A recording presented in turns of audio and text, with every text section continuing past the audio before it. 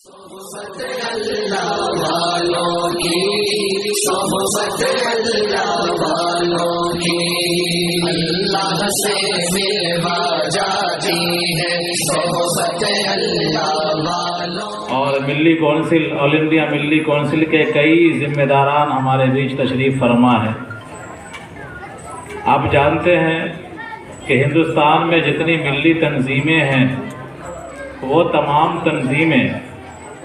ہمارے ملی مقاصد ہی کے لیے وجود میں آئی ہیں۔ کوئی تنظیم کسی تنظیم کی دشمنی میں وجود میں نہیں آتی،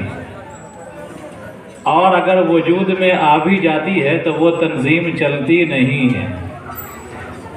لہذا ہم کو اور آپ کو یہ سمجھنا چاہیے کہ جس طرح ہمارے یہاں کوئی حافظ ہیں، کوئی قاری ہیں، کوئی عالم ہیں، کوئی مفتی ہیں، کوئی فقیہ ہیں، کوئی قاضی ہیں، کوئی محدث ہیں، کوئی مفسر ہیں، اسی طرح دنیاوی علوم میں جائیے تو کوئی ڈاکٹر ہے، کوئی انجینئر ہے، کوئی ماسٹر ہے۔ سب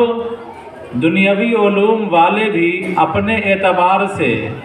علم کو فروغ دیتے ہیں، علم کو بڑھا رہے ہیں، اور مذہبی علوم والے بھی، حافظ اپنے دائرے میں قرآن کی خدمت انجام دیتا ہے، عالم اپنے دائرے میں قرآن کی خدمت انجام دیتا ہے، فقیہ قاضی بڑے دائرے میں قرآن کی خدمت، حدیث کی خدمت انجام دیتا ہے۔ تو جس طرح ایک حافظ ایک عالم کا دشمن نہیں، ایک عالم ایک قاضی کا دشمن نہیں، ایک قاضی ایک محدث کا دشمن نہیں، ایک محدث ایک مفسر کا دشمن نہیں، بلکہ سبھی لوگ دین کا کام ہی کر رہے ہیں، ایسے ہی ہندوستان میں جتنی تنظیمیں ہیں، امارت شریعہ، جماعت اسلامی، جمعیت علماء ہند، آل انڈیا ملی کونسل، مسلم مجلس مشاورت، جتنی تنظیمیں ہیں جن ناموں سے آپ واقف ہیں،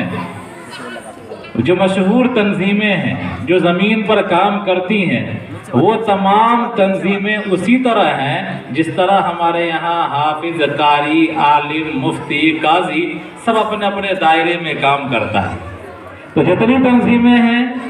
سب اپنے اپنے دائرے میں کام کرتی ہیں، اور سب ملت کے نفع کے لیے، ملت کی فلاح و بہبود کے لیے، ملت کے کاز کو آگے بڑھانے ہی کے لیے وجود میں آئی ہیں اور آتی ہیں۔ لہذا ہم کو اور آپ کو ہمیشہ منفی سوچ سے نکلنا چاہیے،